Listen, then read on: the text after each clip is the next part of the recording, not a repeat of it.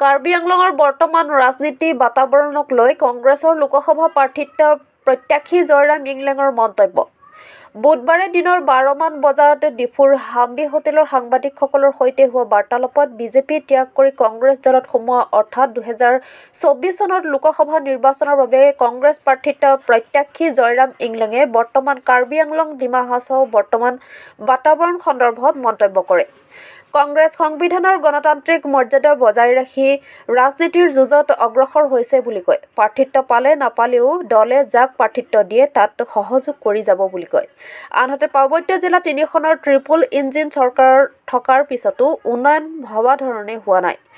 আমাৰ ওচৰত মন্তব্য আছে, মন্তব্য আগবঢ়াই দিছো। ভাবে আগবাঢ়িব বিচাৰিছোঁ সমাজৰ এই অৱস্থাৰ ওপৰত ডিপেণ্ড কৰি।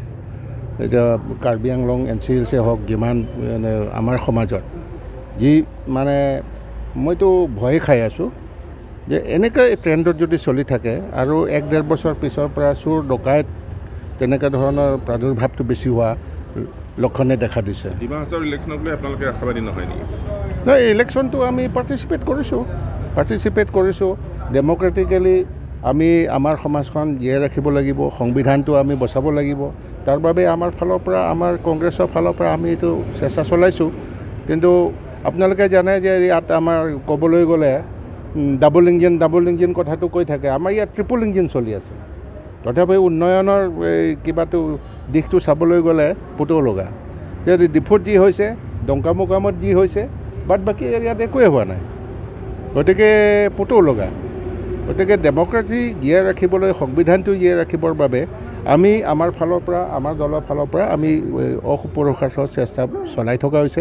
আজিৰ দিনটোতো আমাৰ মাননীয় ৰাজ্যিক সভাপতি ভূপেন বৰা ডাঙৰীয়া এতিয়া হাফলঙতে আছে। গতিকে আমাৰ ফালৰ পৰা ত্ৰুটি আমি কৰা নাই। কিন্তু ডেম'ক্ৰেচি এই প্ৰচেছটোকে হত্যা কৰিবলৈ আপোনালোকে দেখিছে 6জনকে দাবী ধমকি দি কিবা কৰি মানে কিবা বিদ্ৰোহ কৰাই কিবা কৰাটো, এইটোতো ডেম'ক্ৰেচিৰ পৰিপন্থী। এইবোৰ তেওঁলোকে কৰিবলৈ লৈছে। হাৰ জিতটো মানুহৰ থাকিবই। যিকোনো ৰাজনৈতিক দল সদায় জিকি নাথাকে বা যিকোনো পাৰ্টি সদায় মানে হাৰি নাথাকে। এনে ৰাতি হ'লে দিন হ'বই, দিন হ'লে ৰাতি হ'বই। লোকসভা নিৰ্বাচনো আহি আছে, তাত ডিফু লোকসভা সমষ্টিৰ পৰা আপুনি এজন অন্যতম প্ৰাৰ্থিত্বৰ দাবীদাৰ, সেই সন্দৰ্ভত কি ক'ব? আপুনি আবেদন কৰিছে যিহেতু? আবেদন কৰিছোঁ আমাৰ দলীয় মঞ্চত। আমি ইয়াত ডেম'ক্ৰেচি মেইনটেইন কৰিছোঁ। যোনে পাই আমি তেখেতক মানে পূৰা সহায় কৰিম। তেওঁলোকে বা মই পালেও তেওঁলোকেও সহায় কৰিব। এইটো ডাঙৰ কথা নহয়। লোকসভা নিৰ্বাচনত কংগ্ৰেছ দলৰ ফলাফল কেনেকুৱা হ'ব বুলি আপোনালোকে মানে দলীয়? ভাল হ'ব।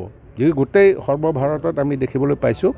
আৰু মহাগঠবন্ধন যিটো আমাৰ কিবা ইণ্ডিয়া গঠবন্ধন আছে, ইতিমধ্যে আমাৰ ইয়াত CPI-ML, SDC আৰু এই আমাৰ যিটো APSLC তেওঁলোকেও গঠবন্ধনত সোমাইছে। আমাৰ উমৈহতীয়া কেণ্ডিডেট হ'ব আৰু জোৰদাৰ এটা প্ৰতিদ্বন্দ্বী হ'ব আৰু বিজয় সাব্যস্ত কৰিব পাৰে। ইয়াত আঞ্চলিক দলসকলেও হয়তো মানে গঠবন্ধন হৈছে আৰু তেওঁলোকে নিৰ্বাচনত সহায় কৰিব বা তেওঁলোকৰ যদি কোনো প্ৰাৰ্থিত্ব বিচাৰে তাত কংগ্ৰেছে সমৰ্থন দিব নে নিদিয়ে? এতিয়া যিটো মিটিং হ'ব বা হৈ আছে তাত কেণ্ডিডেটটো এতিয়া আজিলৈকে যিটো দেখা গৈছে কংগ্ৰেছে পাব। কিন্তু বাদ বাকী যিমান আমাৰ মানে এই লোকেল পাৰ্টি তেওঁলোকে সহযোগ কৰা আশ্বাস ইতিমধ্যে পাইছোঁ। গতিকে জিকাটো প্ৰায় খাটাঙি। নেতা সন্দৰ্ভত কি? নেতাটো এতিয়াতো কাম কৰা মানুহ নাই। এই UCC লৈ মানে ইউনিফৰ্ম চিভিল কোড, তাৰপিছতে খাদ্য কিছুমান কথা লৈ তেনেকুৱা ধৰণৰ মানে আৰু সীমা বিবাদটো আছেই। এইবোৰ গোটেইটো গইনা লৈ পেলাই দেখোন এতিয়া ডিফাং হোৱা পথতেই। ডিফাঙেই হ'ল।